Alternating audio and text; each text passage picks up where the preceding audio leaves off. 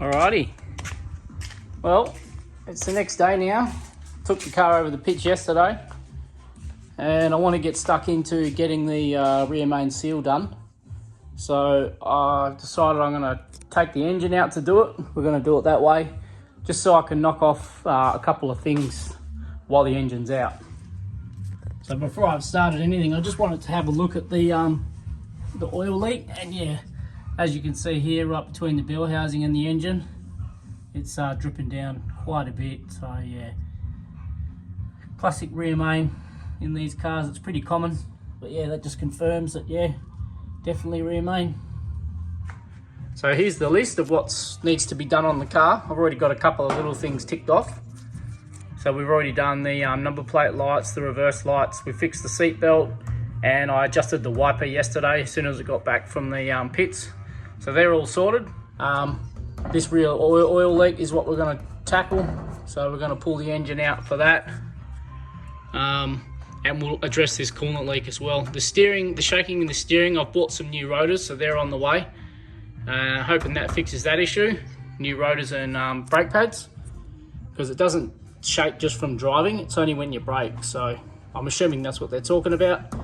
And then once we've done the engine and got that back in the car, we'll worry about the diff bushes, because I've got to take the tail shaft out and piss fart around lowering the cradle down.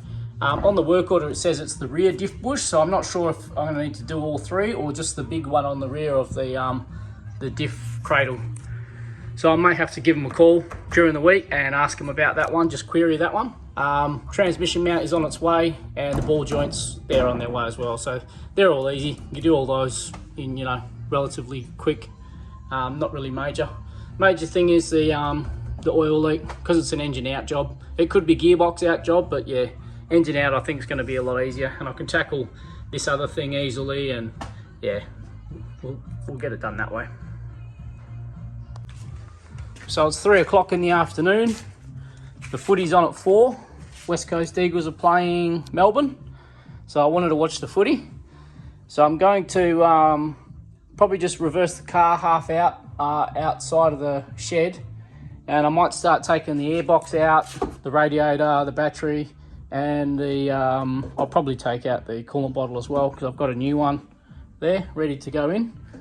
And then yeah, we could start. I just want to get most of these loose parts out, so tomorrow I can get stuck into getting the dirty work done, which is the exhaust, the bell housing bolts, engine mounts, things like that. So yeah, hopefully tomorrow, well, we should be able to have it out tomorrow. So I want to drain the radiator. I'm going to drain it all, reverse it all the way back, drain the radiator just through the bung at the bottom, and then we'll drive it in just enough, and we'll start pulling it apart. Okay, we've just reversed it out of the shed. Now I want to drain the radiator of the coolant, so I'm going to take the 2 screws out of this air cleaner intake, and we'll get to the bung down the bottom. Alright, got that intake out, or off. Now we just get to that bung, which is just down here. Should be able to feel it. Actually, first we'll crack the bottle so it flows out better. And now we'll remove that bung.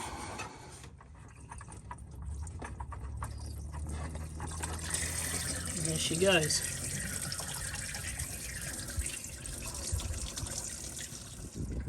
So that's all the bung is. It's just a bit of threaded plastic with almost like a wing nut fitting on the end so you can get to it, with a rubber O-ring which actually provides the seal.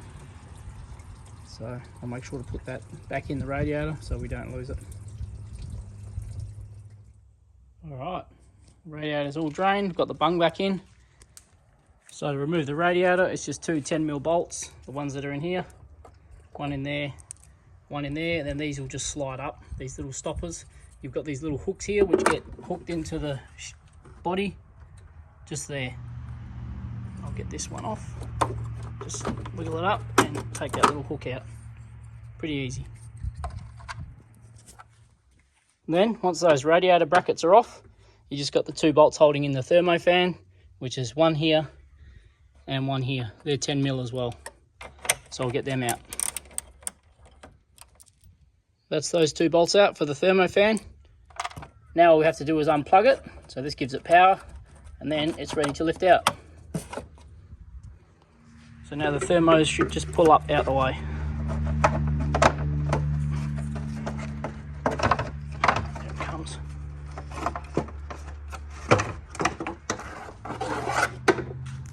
We'll put that aside. Now that we've got the thermofan out, we just got to take off the radiator hoses. So it's this top one here, which we're going to take off here at the thermostat. We've got the lower one here, which goes onto the water pump. And then we've got the top one, which goes to the reservoir. Got the big needle nose pliers for this clamp. I'm going to slide that down out of the way and get this off. There it goes. And the last one down the bottom, which is a bit of a cunty spot. It's just here. Hopefully it comes off easy. Here it comes. There we go.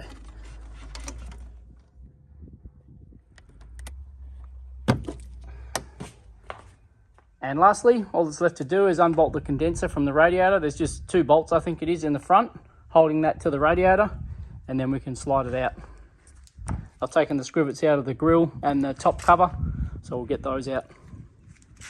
Okay, got the grill and the top cover off. So now, just got the 2 bolts. There's one there holding the condenser on. That aircon bracket is actually bolted to the condenser, so it's just that bolt there, that one down there. I think they look like 10 mil. And there's the same on this side, but we've got to get this panel out here with the scrivets in it. So we'll get those 4 bolts out. Okay, we've got those 4 bolts out, relatively easy. The bottom 2 you can get through the lower vent there. Top 2 just through the top here. So now the radiator is ready to pop out. It's just got 2 feet that sit in the bottom. So you just pop those out and lift it up. There it is, there's the radiator out. And I might leave it there for now. Like I said, the footy's on soon. So got the radiator out, which is a good thing. I can get all these loose bits out in the morning, and then the fun stuff starts. We can start getting the bell housing bolts out and exhaust and things like that. So get this ready to lift out. Yeah, hopefully tomorrow we'll have this out by lunchtime, and then we'll be looking good. Well, it's the next morning. It's just gone 8:30. Left it out here last night. I'm going to get stuck straight into it because I sort of want to get this done. It's Monday morning. I'm back at work on Thursday, so I've got 3 days off.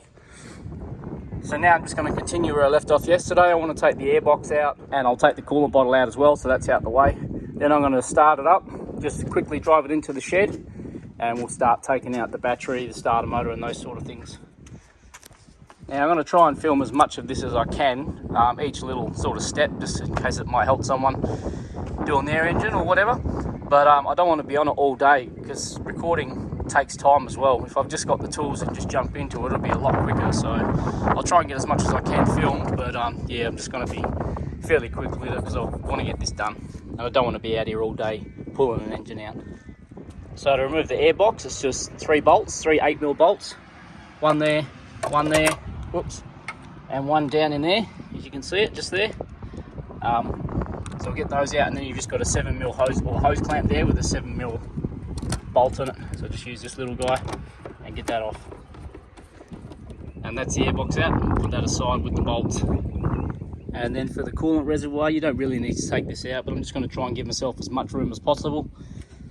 It's just 2 10mm bolts, one there, and then your hose is on the front, obviously. They just need to slip off. So we'll get that out. Don't lose your bolts.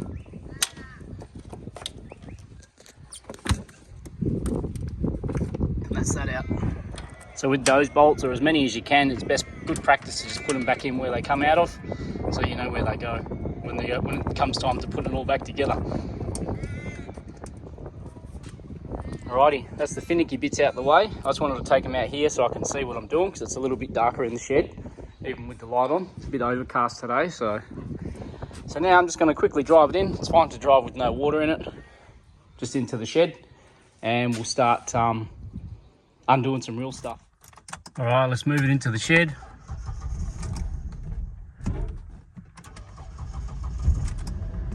Hasn't been started for a couple of days.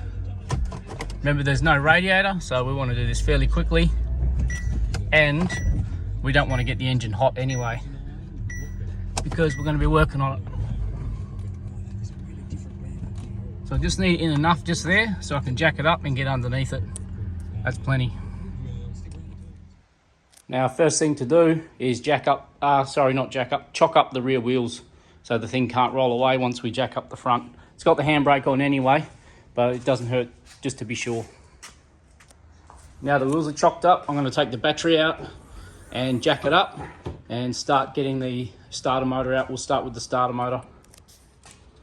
Battery on these is really easy, just two 10mm nuts on the terminals. Take the negative, always take the negative off first.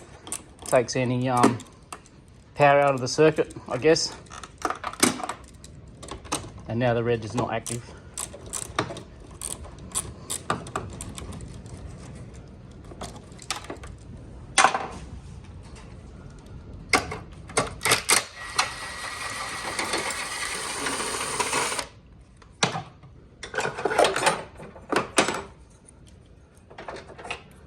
Put these where you'll forget them.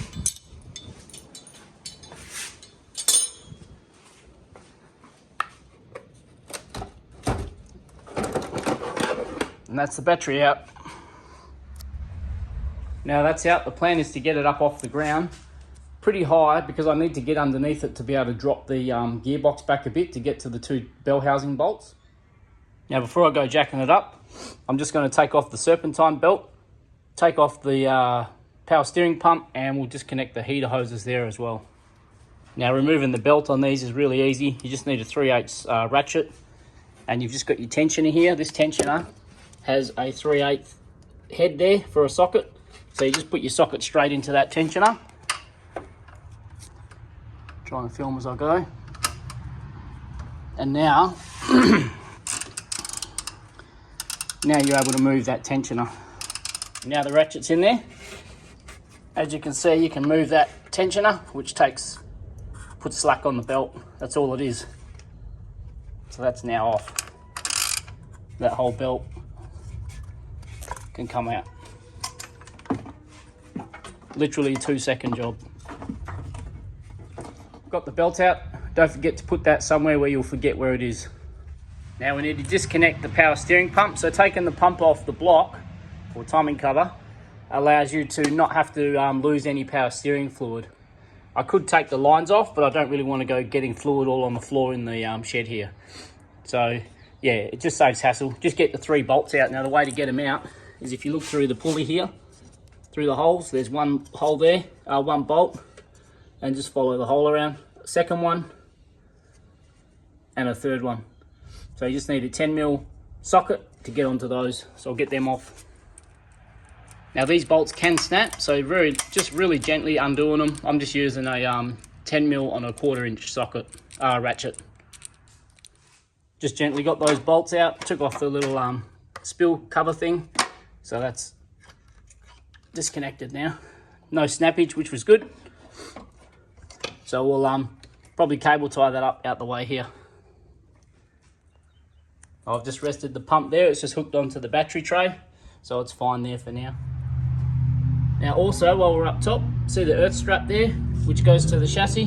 We've got to disconnect that from either end. So we can take it from the chassis or the block, either or. So we'll get that out, and we'll also tackle this engine mount while it's here, easy access. And then it's just the heater hoses on this side. And we need to get the exhaust manifold off, but we'll get that off from underneath. It's just two, I think, 14mm nuts from memory. And the only wiring on this side we need to disconnect is this power wire, which goes to the back of the alternator, which I think is a 12mm nut. I can't remember. Something like that. And that just comes off. And I think there's a plug as well, which plugs into the bottom. Good thing on these engines, all the wiring comes out with it, so it's really easy. So the nut on the back of the alternator was a 13mm, not a 12. So I've just cracked that with the socket. So we'll get that off. Just get the wire off, that's all that's on it. It's just a ring terminal. And I'll just put the nut back on where it came off so we don't lose it. And the last thing is down the bottom, there's a plug. Just there. We need to get this guy out. And while we're here, we'll get this earth strap off as well. It's just an 8mm bolt. Nice and easy. That's that out. And again, just put the bolt back in where it came out, so you know where it goes when it comes time to putting it back in. Now while I'm here, I'm just going to get the engine mount bolt out on this side. It's a 13mm bolt head, and on the back is a 15mm nut. You can see I've got the spanner on it. I think you can see. Just in there. So we'll get that out. There's our first engine mount bolt. Put the nut on it just so we don't lose it. And remember to put that somewhere where you'll forget where it is. Now I'm just removing those heater hoses. One on the block. And the second heater hose is just below that one, just there. Another 7mm hose clamp, and then we'll get that one off. And while I'm at it, we'll get this brake booster line off as well, the vacuum hose. Just a clamp here and we'll pull it off. Okay, heater hoses are off. That's pretty much this whole side done. The only thing I haven't done is take off the alternator plug, just because I can't get to it from the top here. So I'll get that when I'm down underneath.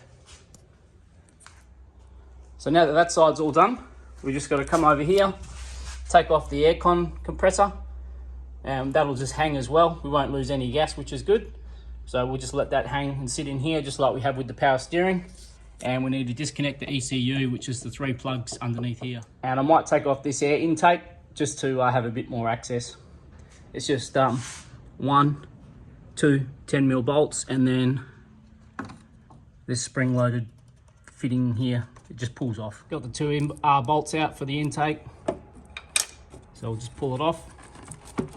You've got a your PCV breather here, or your crankcase breather. That'll just pull out of there as well.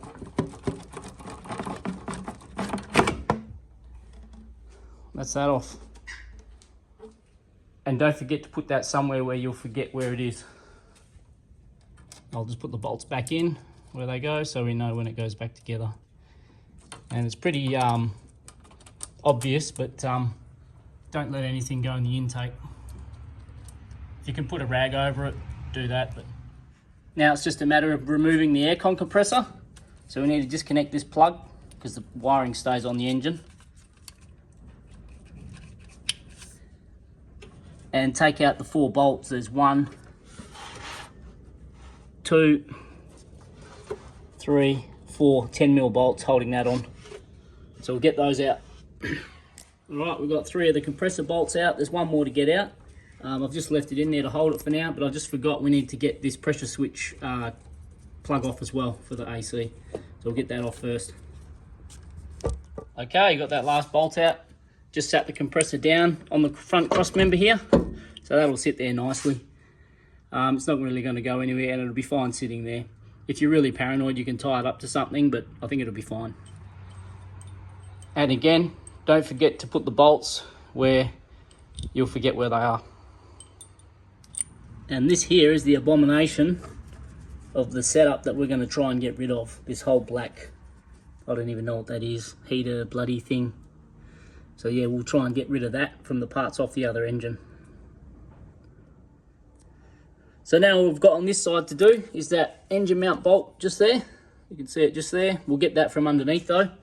We've got to disconnect the ECU, and this breather hose, this little black breather hose down here, little skinny one, which connects to this blue thing here. Where is it? This little black one here.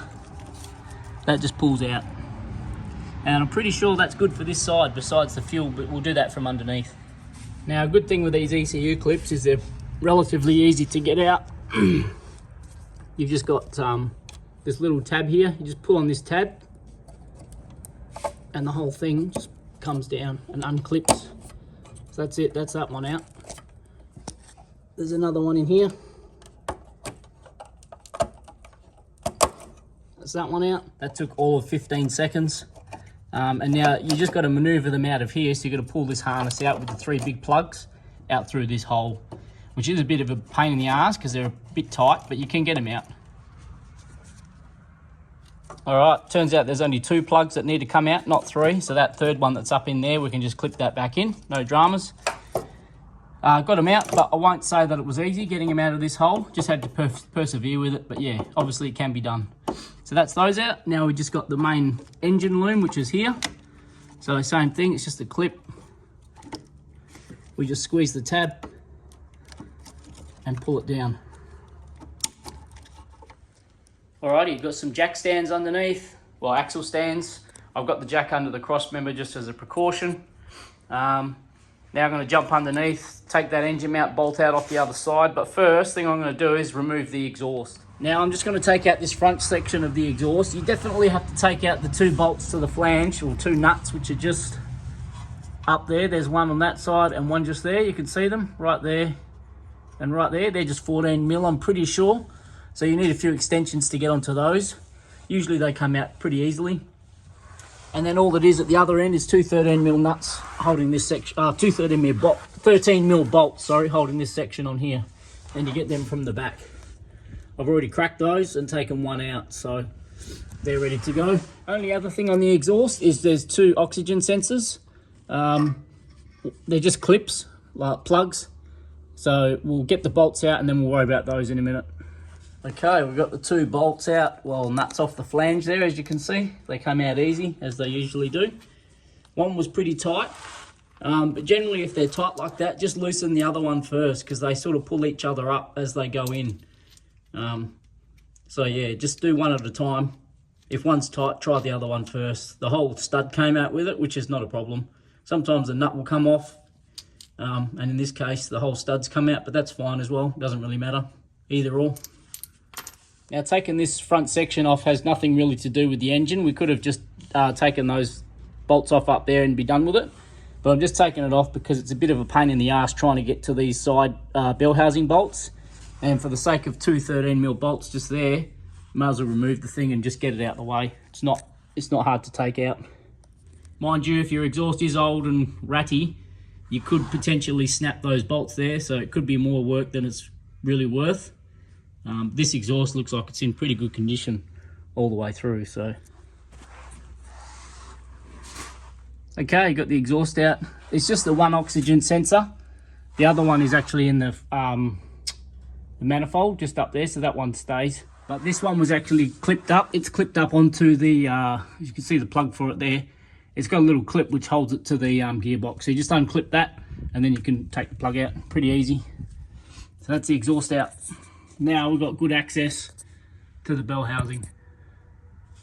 So now I think before I start taking any bell housing bolts out, I'm going to jump on the other side, take that engine mount bolt out and get the starter motor out.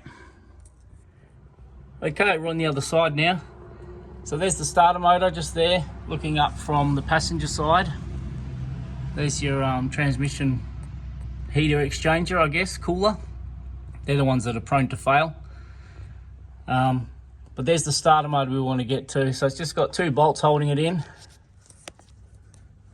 There's 1 bolt just here, this one, 13mm I'm pretty sure, and then there's 1 up the top which is up around the solenoid on the other side. So I generally get a ratchet in from this side with a few extensions. You can see my hand there, and come in from the top to get that top bolt because it's usually really hard to get to. And then once you drop it down, or you can get it now, you can see the main power wire which goes to your battery. That's just on there with a nut. And then you've got your main wire here, which is your this wire here, which is your main one, which gives it power when you turn the key. So that one just pulls straight off. So that one pulls off, and then this one, you just slide down the protective cover, and you can get to the nut which holds that one on. But you can get that one off, the big one, when the starter motor's down. So this one just pulls off. I just don't want to lose any skin. And when you're taking the starter motor out, it's a good idea to try and get the top bolt out first, because if you get this bottom one out, all the weight of the starter motor is on that top bolt, and when you're trying to get that out, it can be a bit of a pain. Usually with these bolts, when you crack them, you can generally undo them by fingers. They've got a really nice fine thread on them.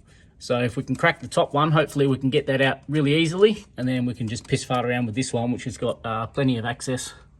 So we'll try and get that top bolt out before anything. There's the first starter motor bolt out. So it's got a really fine thread on it. So I just cracked it like I said, and then just undid it by hand. So now the only thing holding it in is that bottom one and the plug at the top. So we'll get that plug off, and then we'll get this bottom one out and we'll get it out. Okay, as you can see, I'm just getting the second bolt out. I've just got my arm up around the cross member here, holding the starter motor, just holding the weight, as you can see. And that way I can get this bottom bolt out with my fingers. It's that loose. So yeah, just a little tip for getting it out. If you try and get the bolt out with the weight of the starter motor, that bolt's going to be tight all the way because it will be holding the weight. So you just get your arm in, hold that, and just get that bolt out with your fingers. It's literally finger tight. That's the second bolt out. So now the starter motor can come out. And just got to maneuver it down out of this little hole. I'm going to need to swap hands. The last thing holding it on now is that power cable, but that's easy to get off. And there it comes.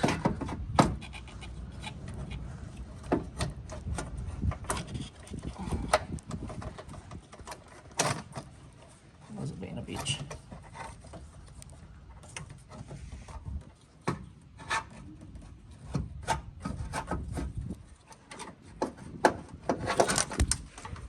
There it is.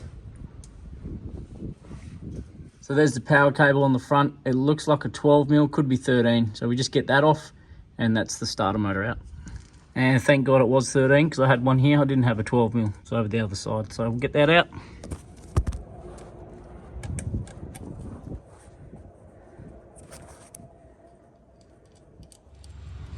So that's a lot of the finicky jobs. We've just got to disconnect these transmission lines and take the fuel lines off, which are here. These two fuel hoses, they got to get disconnected. They just push lock fittings. They come out easy. And now it's just the bell housing bolts. And inside this little inspection plate here, just here, is, if we can get it out,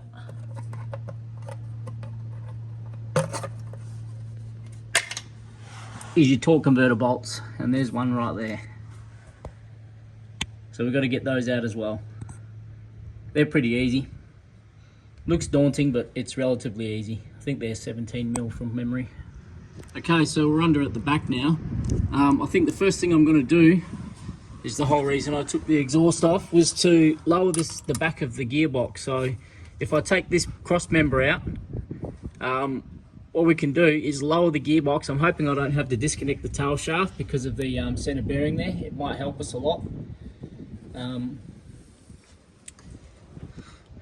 I haven't done it and left the shaft in, but we'll try it today, see how we go. So yeah, the idea is to lower the back of the gearbox so we can get some tilt and some room at the top, up through here and here, to get the top bell housing bolts out. So they're the main pain in the ass ones to get out. So I'm going to try and get those out first. Similar thing to the starter motor, so there's no weight on them. Usually I get the bottom ones out because they're all easy to get to first, but then you've got the weight of the gearbox on those two bolts at the top, so they can be a bit finicky getting them out. Whereas these bolts are generally like the starter motor bolts as well. Once you crack them, they become pretty loose. So I'm going to try and lower this down, and we'll see how much clearance we get up the top to get to those two bolts. Could even be 3 bolts from memory. I can't remember. It's 2 or 3. But yeah, there's a couple of ones that are pretty cunty to get to. So we've taken the bolts out of the cross member here, and as you can see, that mount is completely fucked. So that's the mount there that we need to change out, which is also on the list. We're waiting for that to come in the mail. We've got a genuine one on the way, so we'll change this out as well. Really easy to change, but yeah, we'll worry about that another day. So now we can try and lower this gearbox and see how much room we get at the back of the engine. We're just trying to get room between the firewall, well, the tunnel really, and the back of the bell housing. So the tail shaft is in. That's putting some strain on the donut. I can already see that. which isn't a good thing. So I think what I'm going to do is just I'll lower the 2 bolts out of this center bearing, so that'll drop that down a lot more as well, take some angle off of this rubber donut here, and hopefully that'll be enough. I don't really want to take the shaft out. I can't be bothered lining it up and marking everything. We're only lowering this just so we can get to the 2 top bolts, so I just don't want to create all that extra work. Although it's only 3 more bolts there and then the 6 at the back, but still, yeah, if I can leave it in, I'll leave it in. And we have success. So I just took out the 2 bolts out of the center bearing. This is all new, which is good. The whole shaft looks new. But yeah, anyway, so we lowered that down. Now we've got good access to the top bolts. You can see them up the top there. You can't really because it's not focusing. Yeah, there we go. Bell housing bolt up there, and then there's one on this side as well. So now we can start hitting those. Now when you're doing this, you need all the half-inch extensions you can find. So I've got a shitload here just to reach up the back. Okay, there we go. We got one out very easily. Now we'll try the other one. Very hard to do it and try and film at the same time. But we'll see how we go. So we're onto that one. Now I'm way back here at the cross member, so let's see if the Ugga Dugga gets this one.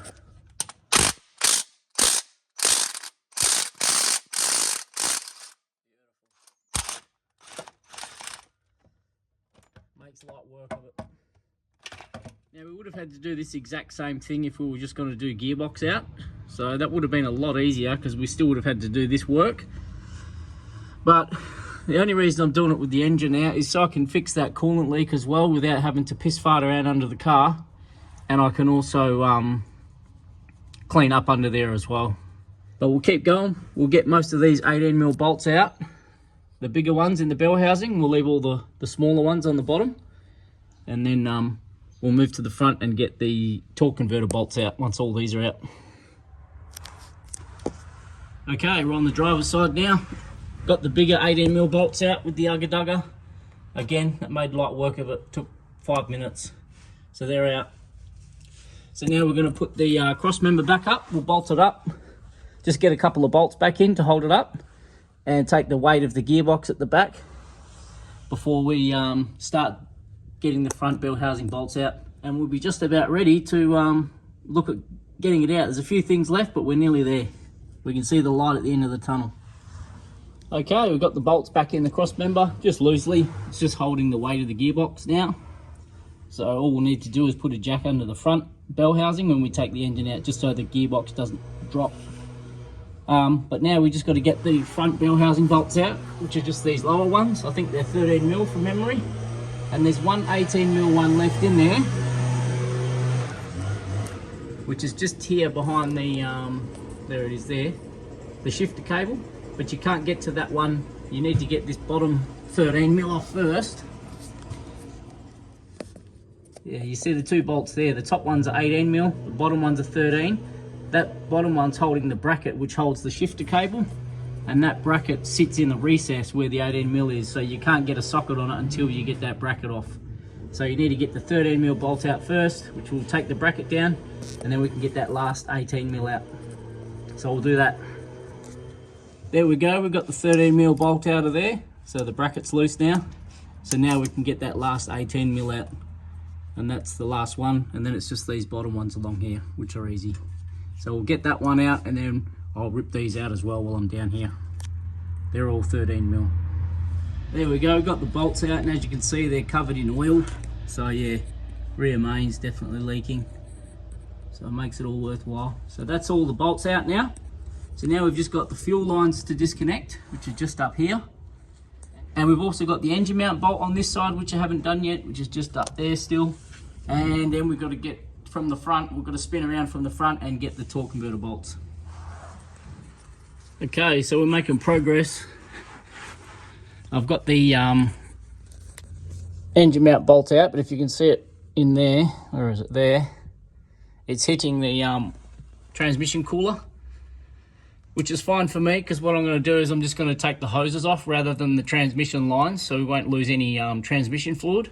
So I'm just going to take that hose clamp off and the other one up there. If you can see it, oh, I can't even see it. Somewhere there.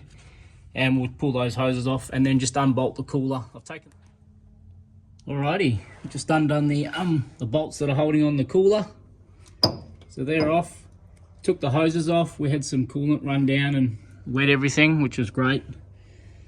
But the good thing is we didn't have to disconnect these transmission lines. Sometimes they can break because they get brittle. But the good thing is all that's done. This will just stay in the car now when we lift the engine out. So all we need to do now is disconnect the fuel hoses, which is there, the 2 fuel lines, and take out the torque converter bolts, which are just there. They're 17mm. So we'll get the bolts out first and we'll leave the fuel hoses for last because we're going to get some spillage. Now there's 4 of these bolts to get out.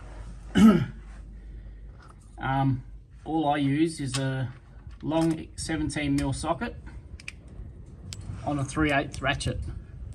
And what you can do is when you're undoing them, you just, so when you spin these nuts, the whole flywheel or flex plate's going to spin. So you can see like that. But when it bottoms out there, that socket pressing against the cutout is enough to hold that, so you can just crack the nuts. So I'll try and do this with one hand. So that's going to hold the thing from spinning. Normally I'll just hold that there. You can even just crank on it. It won't spin on you. But I'm trying to do it with one hand.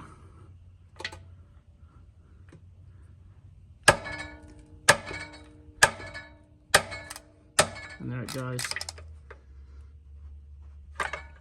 So that's loose. And we can take that all the way out.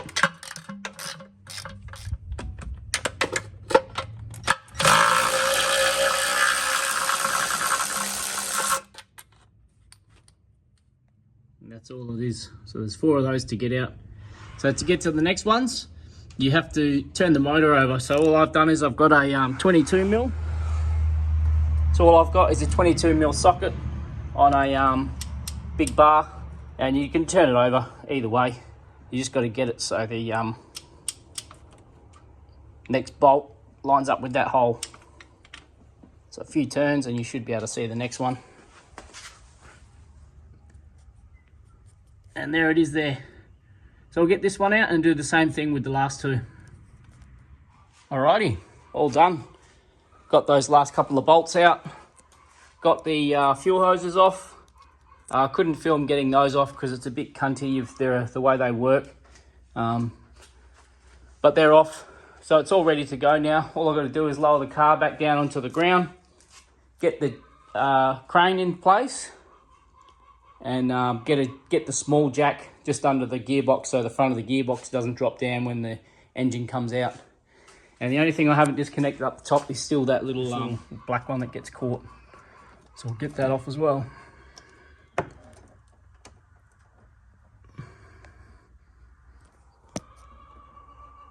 There it is. No, it'll just stay with the car. So hopefully I've got everything and it's ready to lift out. It's just gone 12:30. It's taken a bit longer than I would have liked just because of recording. But yeah, not in a rush. Now literally as I've just gone to walk out the shed, I don't know if I've made a critical mistake and forgotten the wiring on the gearbox. So there's a wiring harness that runs down the back of the engine, sort of over the bell housing down to the gearbox for your reverse lights and stuff, and your shifter selection. I can't remember if that disconnects up here or not, or if it's attached to that main loom. I think it is attached. So I may have to jack the car up and disconnect all that, unfortunately. Well, I've just gone and got a spare loom out of the other shed. And yeah, this is the gearbox plug here that needs to come off, and this one. And unfortunately, it's all connected to the engine loom. So yeah, I'm gonna have to get underneath and take those out first. All right, I've just jumped under the car, and yeah, here they are here, passenger side. So hopefully they'll just unclip and come out easily.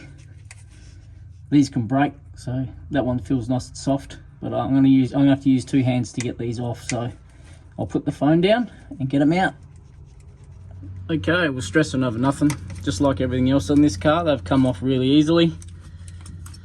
So I'll feed those over to the driver's side, and hopefully it's all ready to come out now. I just hope they can squeeze over there and I don't have to lower the bloody gearbox again. We should be able to work them over there. Alright, got those gearbox wires off, plugs. The missus is making some sausage rolls inside. They're not quite ready yet, so I'm going to have a little bit of a lift and just see what happens before I go inside. So fingers crossed. Alright, fingers crossed. Let's see how we go.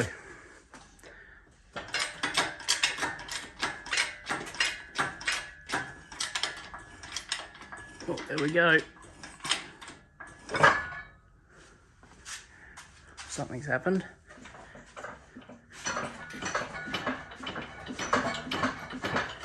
Let's go up a little bit more. Alright, looks suspended now. Alright, we just went inside, had some amazing sausage rolls, which my missus made. And just came back out. I just realigned the hoist to sort of more towards the middle of the engine because it was getting a bit skewed. Yeah, it's almost out now, so it's coming out nicely. Just got to lift it up that little bit more. It's touching at the back, but I can just pull the hoist forward a bit more. So we'll get it out. Well, there it is. It's up.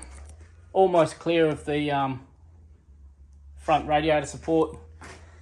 And I'm hoping I can just slide the hoist back enough to get it out, even if I've got to spin it around, so that way I don't have to push the car back any further. But I'm glad I've gone this way because I can sort out all this mess easily without trying to do it under the car. And I can clean all this up as well. You can see it's pretty grotty.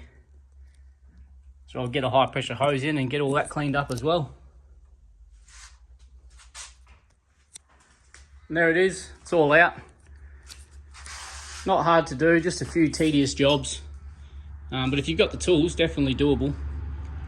Fortunately, I snapped off the temp sensor on the back of the head. I do have a spare one, so I'll swap that out. But yeah, that's one thing you do have to bear in mind whenever you're taking an engine out of one of these cars.